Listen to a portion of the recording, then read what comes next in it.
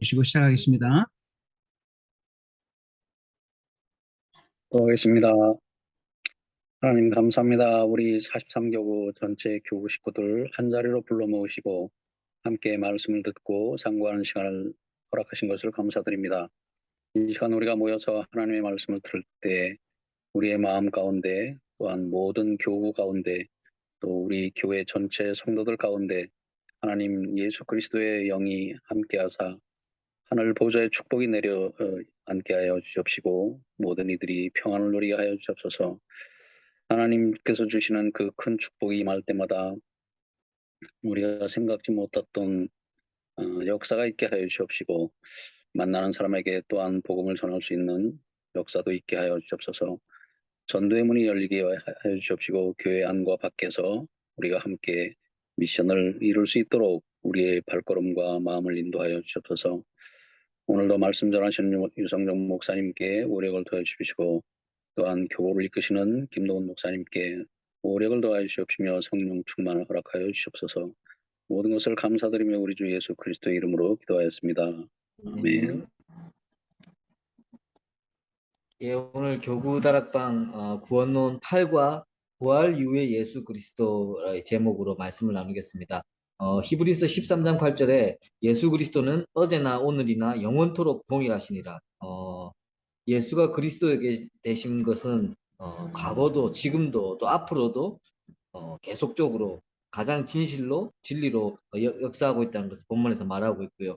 우리가 구원론을 계속 보면서 신약에 나온 그리스도, 구약에 나온 그리스도, 뭐 다방면으로 계속 우리가 보고 있는 이유가 여러분 다 아시다시피 우리에게 구원의 축복이 가장 중요한데요.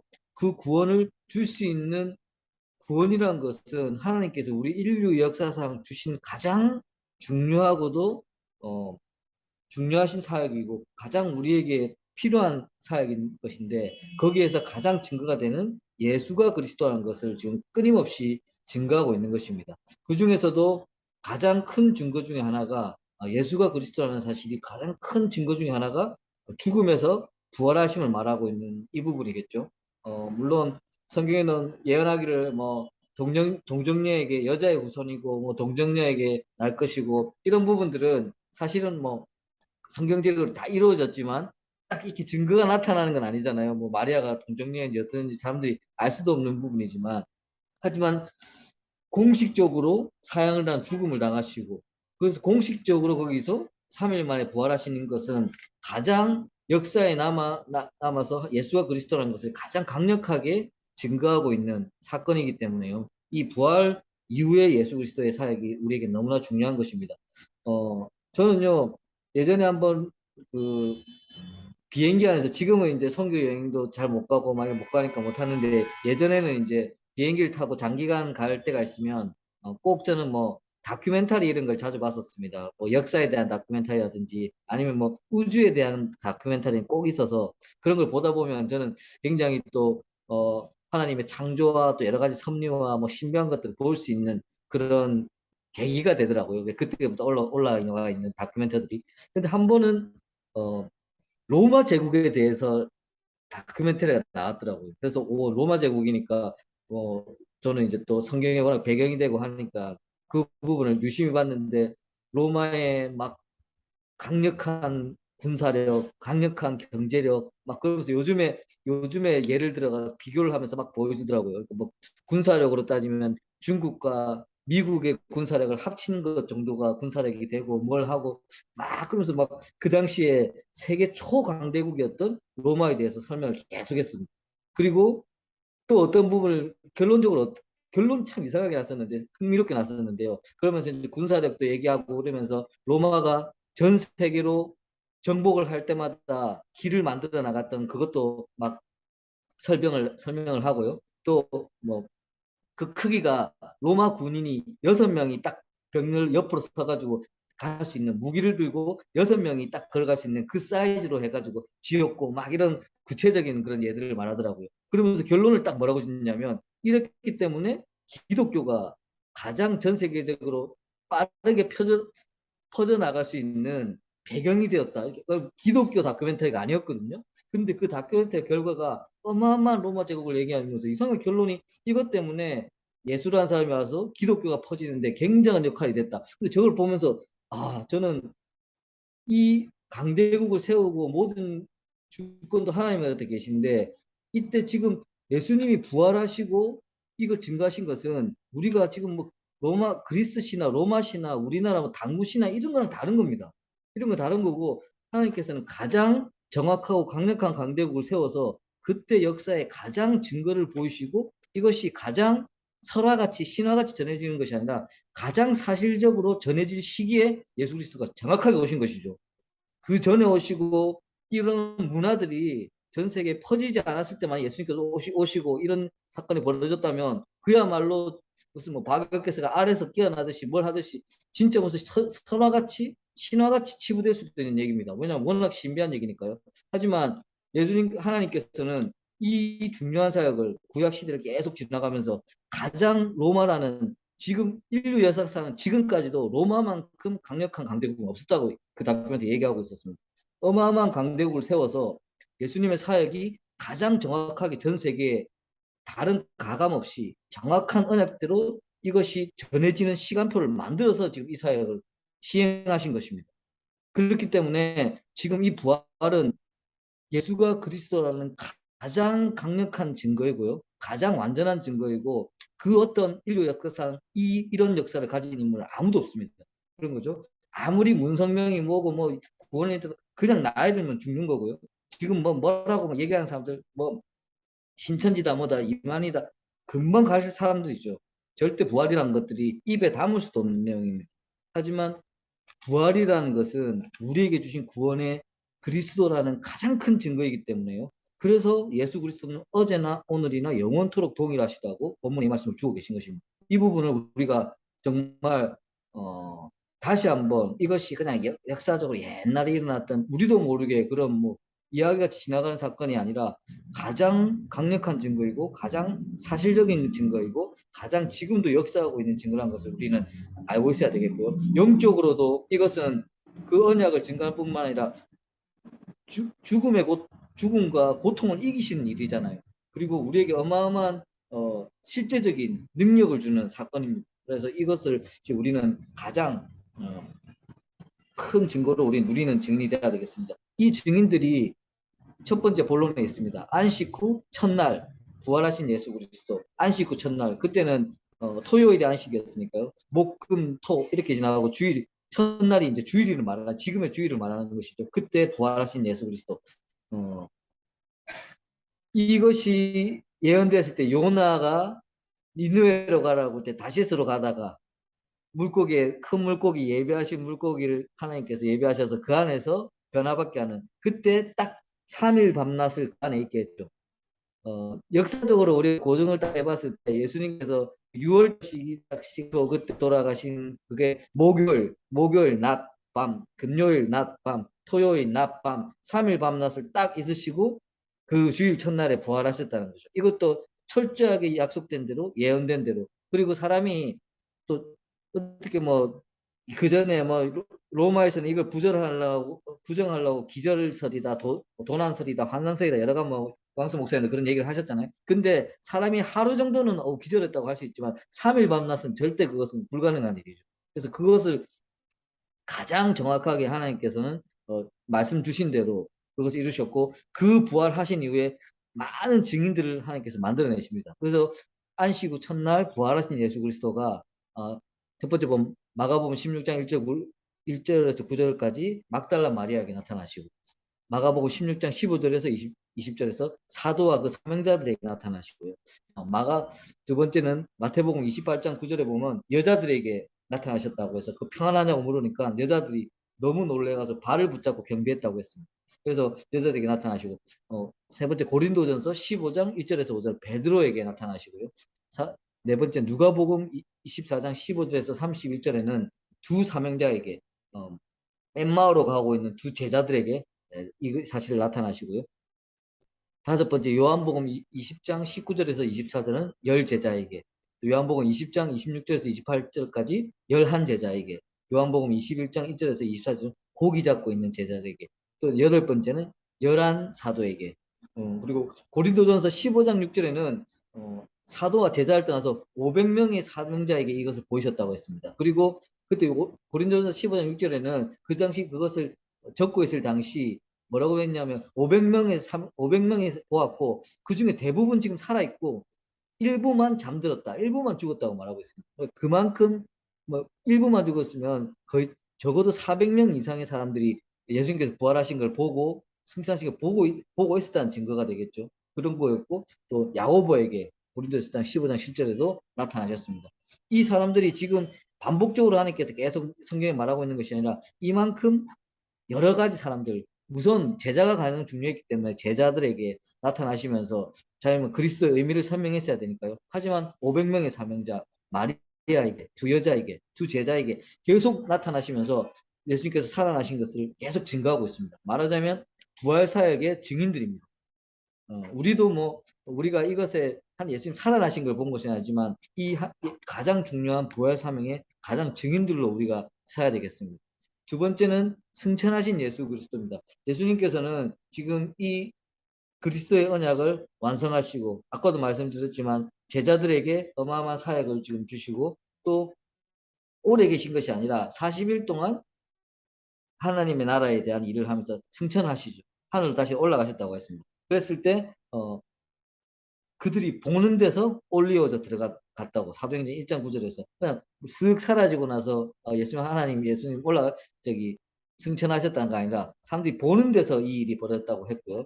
또 사도행전 1장 11절에 보면 이것을 갈릴리 사람들이 보고 있으니까 어찌하여 그렇게 서서 하늘을 보느냐. 그런데 너희 가운데서 하늘로 올라가시니까 가심을 본 그대로 오리라고 지금 메시지를 주고 있고요. 그것을 자세히 보니까 흰 옷 입은 두 사람 옆에서 뭐 천사와 같은 뭐 그런 존재겠죠. 이건 역시도 지금 많은 사람들이 보는 데서 이루어지고 있는 일입니다. 다시 한번 말하자면 이건 신화나 설화가 아닙니다. 지금 그 시대, 로마 시대는 지금 모든 문화와 모든 그 문화 교류라든지 기록이라든지 전달가 가장 정확한 때가 지금 돼서 지금 이 일이 지금 벌어지고 있는 것입니다. 죽음을 하신 것도 어디서 죽었다고 살아났다가 아니라 가장 사람들이 죽음을 확실하게 알 수 있는 십자가에서 지금 못 박혀 돌아가셨잖아요. 그리고 가장 공식적으로 사람이 그냥 병으로 어디서 돌아가셨다가 아니고 죽음으로 따지면 가장 공식적인 죽음이죠. 왜냐하면 사형이 집행이 됐으니까요. 그죠? 근데 그 부활도 일어나신 하나님 예수님께서 이제 사람들이 보는 수많은 사명자들이 보는 앞에서 승천하셨다고 되어 있고요. 이때 사실은 예수님께서 더 많이 오래 계셨다면 더 뭐 큰 증거들이 있었지 않을까? 아니면 더 많은 제자들에게 사명할 수 있도록 도움이 되지 않았을까 생각했지만 분명히 죽음에서 부활하신 예수님은 그냥 거의 모든 사람들이 그 사람을 볼 때마다 예수님을 보고 확인할 때마다 그 죽음에서 그냥 이긴 그것만 특별히 더 강조됐을 거고요. 그랬을 때는 다시 예수님께서 그냥 살아있는 신같이 떠받침을 받았겠죠. 거의 말하자면 그때 분위기와 그때 수준으로 보면 예수님을 또 다른 우상을 만들기 시작했겠죠. 그래서 예수님은 하나님의 나라만 딱 설명하고 승천하신다. 이 모든 사역들이 정말 이거는 드라마를 써도 이렇게 쓸 수 없고요. 만약에 뭐 SF 영화를 만들어도 저는 이만큼 상상력을 발휘할 수는 없다고 생각합니다. 하지만 이것이 단순히 어떤 작가가 몇 년 동안 준비해서 쓴 것이 아니라 구약 시대부터 신약 시대까지 몇천 년에 걸쳐서 지금 적혀져 있는 내용들이 가장 정확하게 그리고 그 시련은 로마라는 제국이 섰을 때 가장 정확하게 이것들이 전 세계에 전파될 수 있는 이 시간표에 일어나면서 가장 역사적으로는 기록으로 남은 사건들입니다. 그래서 지금 우리 역사를 쓰는 2022년, 23년, 23년 이런 것들도 어쨌든 뭐 이랬든 저랬든 간에 예수님을 중심으로 지금 우리가 역사도 표기하고 있지 않습니까? 그런 것처럼 그것도 다 로마 제국의 영향입니다. 그런데 지금 우리 지금 시대의 시간표가 되는 그것들을 강력하게 하나님께서는 로마라는 문화를 세우시고 그때 예수님을 보내시고 가장 정확하게 지금 이 성경에 기록된 일들을 하고 있는 것입니다. 그래서 전에 사복음서에도 예수 그리스도가 사역에 대해서도 마태가 적고 마가가 적고 누가가 적고 요한이 적었잖아요. 그런 것처럼 부활하신 부분도 너무나 중요하기 때문에 12제자, 11제자, 두 사명자, 여자, 500명 사명자 계속 확인을 하면서 부활한 예수를 확인시키고 계신 것이고요. 또 승천하신 예수님께서는 이거는 워낙 또 신비한 일이기 때문에 가장 공식적으로 이 일이 벌어졌습니다. 그런데 그때 이유가 더 중요하겠죠. 세 번째, 승천 이후에 그리스도는 하나님께서 예언하신 대로 당연히 이루어진 부분이고 하나님께 예언을 주신 것이 아버지께 구하겠으니 보혜사를 너희에게 준다고 하셨습니다. 아까도 말씀드렸지만 예수님께서 더 계셨으면 우리는 죽음을 이긴 예수님 자체를 신격화하기 바빴겠죠. 그리고 지금도 뭐 어디서 뭐 마리아 상에서 뭐가 흘리고 눈물만 흘리고 뭐래도 사람들이 난리가 나서 몇천 명들 몇만 명이 모여가지고 그걸 막 보려고 하고 손이라도 한번 만져보라 보이려고 한번 보기라도 하려고 막 모여드는데 예수님 자체에 대한 집중이 어마어마하게 일어났을 겁니다. 하지만 그거는 진짜 언약이 전 세계에 전달되는 데는 방해가 되는 부분이겠죠. 그렇기 때문에 예수님께서는 딱 하나님의 나라를 설명하시고 승천하셨는데 하지만 그 제자들에게는 보혜사를 보내신다고 하셨습니다. 보혜사가 뭡니까? 우리를 보호하시고 은혜 주시고 가르치시는 성령의 역할입니다. 이 하나님 승천 이후에 주신 보혜사를 주시겠다고 하는 이 축복은 지금 우리에게도 적용되는 부분이고요. 절대 예수님께서 너희를 고아와 같이 내버려 주지 않고 영으로 우리와 함께 계실 것인데 그것이 성령이고 보혜사의 이름으로 주겠다고 하신 것입니다. 이것이 우리를 지금도 보호하시고 은혜 주시고 가르치시는 역할을 우리에게 지금 이거 주시는 것이고요. 그랬을 때 바울에게 또 이 사명이 승천이 예수 그리스도라는 이 가장 강력한 증거가 그 기가 막히게 하나님께서 예비해 두신 바울에게 전달이 되죠. 바울은 다메섹에서 가장 예수 믿는 자는 크리스찬을 핍박하던 자였지만 다메섹에서 가장 억지로 예수님을 만나게 된 인물입니다. 지난번에도 저도 그런 표현을 한 것 같은데요. 거의 그냥 악신이 귀신들이 원래 자기 신 믿게 할 때 신병 주고 뭐 하고 막 딱 강압적으로 하잖아요. 근데 이상하게 하나님께서는 예수님께서는 바울에게는 눈이 보이지 않게 하고 소리가 들리게 하고 강력하게 지금 좀 작용을 하셨거든요. 근데 그 이유를 보니까 바울이 승천하신 예수 그리스도, 부활하신 예수 그리스도, 그걸 통해서 다메섹에서 만난 예수 그리스도를 통해서 이 로마가 닦아놓은 길을 통해서 가장 전 세계에 예수가 그리스도라는 것을 가장 정확하게 전달할 인물이었거든요. 그걸 아시고 여러분 바울의 고백들과 이런 것도 보면요. 물론 처음에는 신비로 예수님을 만났지만 그 이후에 다메섹에서 막 나에게 소리 들렸던 목소리 들려주셨던 보여주셨던 그 예수님 그리스도 그 얘기한 적 한 번도 없습니다. 그때부터는 바울이 갖고 있는 모든 배경, 모든 지식, 모든 철학이 예수가 그리스도라는 것을 가장 강력하게 증거하고 확인할 수 있는 내용이 됐습니다.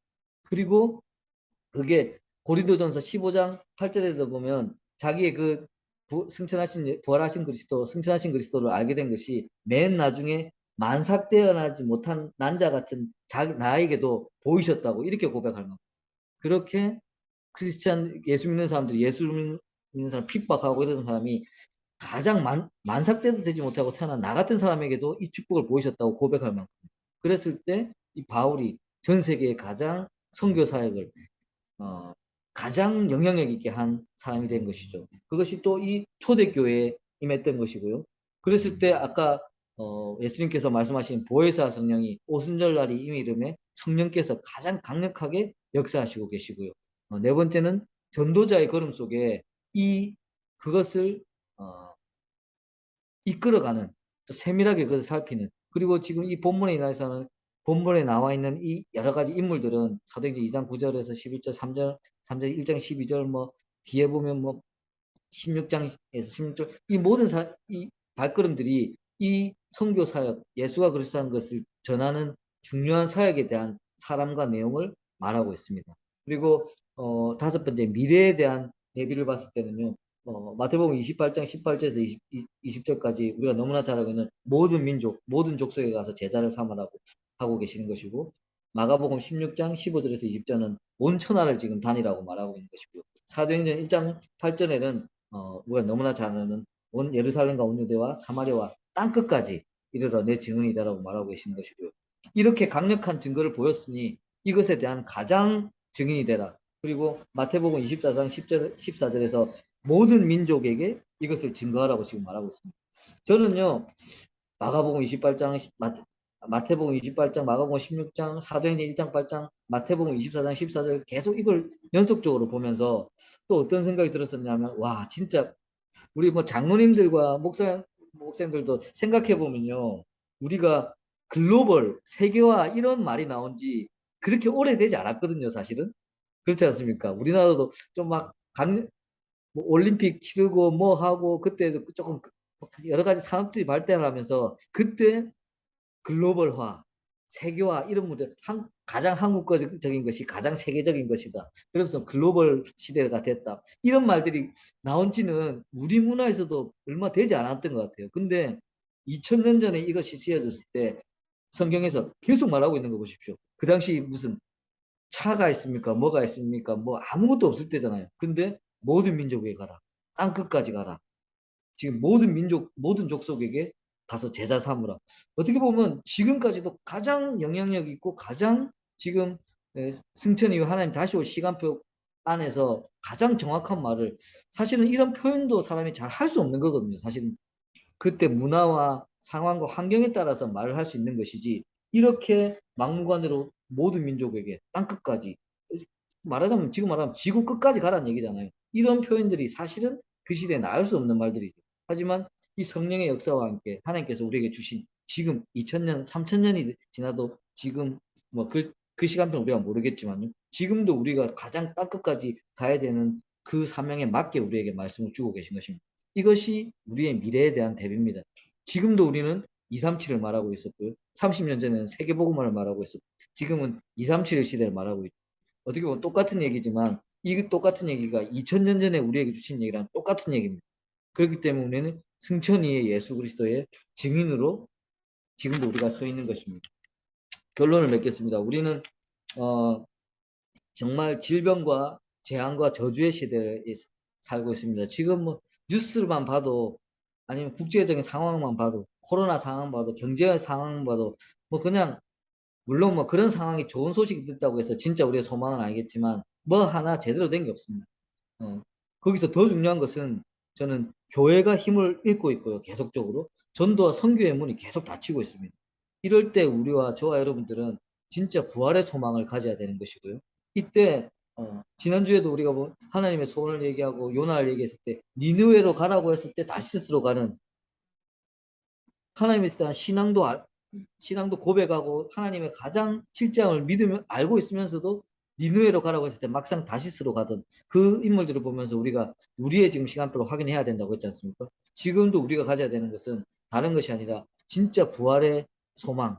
그리고 부활의 소망이 무엇이냐? 우리 부활의 소망을 통해서 진짜 우리는 우리에게 주신 영원한 생명이 무엇인가를 알 수가 있는 것이죠. 지금 초대교인들도 그 우리가 기복신앙을 가지고 뭐 하나님 예수 믿으면 축복받는다라는 기준으로, 뭐 그게 만약에 우리의 신앙의 중심이라면, 초대교인들은 예수님 믿은 것 때문에 자기 목숨을 잃는 가장 큰 재앙을 겪었지 않습니까? 근데 이 사람들이 그 부분에 대한 아무 신경을 쓰지 않았던 것은 영원한 생명에 대한 소망이 있었던 것이고, 부활의 증거를 가지고 있기 때문에 부활의 소망이 곧 영원한 생명에 대한 소망으로 연결되었기 때문에, 그것 때문에 스데반이 돌에 맞으면서도 잠든 듯이 죽을 수 있었고, 그 당시 초대교인들이 어마어마한 핍박을 당하면서도 이 소망이 있었기 때문에 그 당시 가장 강력한 강대국을 복음으로 무너뜨릴 만큼 힘을 발휘했던 것입니다.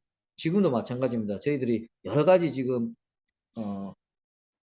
그냥 먹고 사는 게 중요한 게 아니라, 지금은 여러 가지 문화로 여러 가지 지금 흐름을 통해서 복음이 죽어가고, 지금 TV 보면 뭐 무슨 먹는 거 아니면 뭐 무슨 물어보살 뭘 하면서 뭐 개그맨이나 이런 사람들이 무당으로 막 이렇게 해가지고 막 상담해주고 전부 이런 겁니다. 그러니까 먹고 살고 육신적인 이런 거에 다 매여 있습니다. 여기에 그러면 그럴수록 지금 전체적인 흐름은 계속 더욱더 재앙과 저주 속으로, 우상 속으로 빠져들고 있습니다. 여기에서 부활의 증거를 가지고 부활의 소망을 가진 증인들이 서는 것이 중요하고요. 이 구원을 통해서 정말 구원을 주신, 오직 줄 수 있는 예수 그리스도의 가장 강력한 증거인 이 부활의 능력과 소망을 가지고 지금 이 현재 시간표에서 가장 승리하는 저와 여러분이 되어야 되겠고요. 또 이것을 가장 지나가는 이야기가 아닌 가장 우리에게 주신 언약의 성취로 또 증거로 우리가 다시 생각하고 이 말씀들을 묵상할 때 가장 우리에게 능력으로 전달이 될 것입니다. 이 일에 저와 여러분들이 가장 증인되고 우리 43교구의 귀한 사명자들이 다시 한번 가장 근본으로 돌아가서 이 중요한 사역들을 가장 누림으로 감당할 수 있는 증인될 수 있도록 축복드리겠습니다. 하나님 귀한 사명자들과 함께 정말 오늘도 하나님께서 주신 영원한 언약, 완전한 언약, 그 언약의 주인공 되신 예수 그리스도의 정말 증거를 다시 한번 확인하는 축복의 시간 허락하여 주심을 감사를 드립니다. 정말 죽음을 이기시고 가장 말씀대로 말씀의 약속대로 정말 부활하신 예수 그리스도의 그리스도 되심을 다시 한번 우리가 정말 지식적으로 아는 것이 아니라 가장 우리의 중심으로 정말 누림으로 알게 하시고 이 증거가 정말 우리 현장과 우리 시간표와 우리 사회 현장 속에서도 적용될 수 있도록 우리를 인도하여 주시고 능력으로 더하여 주시옵소서. 정말 복음이 무너지고 교회가 무너지고 복음 문이 닫히는 이 참 재앙의 시간표 속에서 우리는 다시 한번 예수와 그리스도 되심을 가장 정말 정확하고 가장 능력으로 전달될 수 있도록 우리 모든 사명자들에게 이유 있는 오력을 다하여 주시고 날마다 임마누엘의 축복을 다하여 주시옵소서. 모든 말씀 살아계신 예수 그리스도 이름으로 기도드렸습니다. 아멘.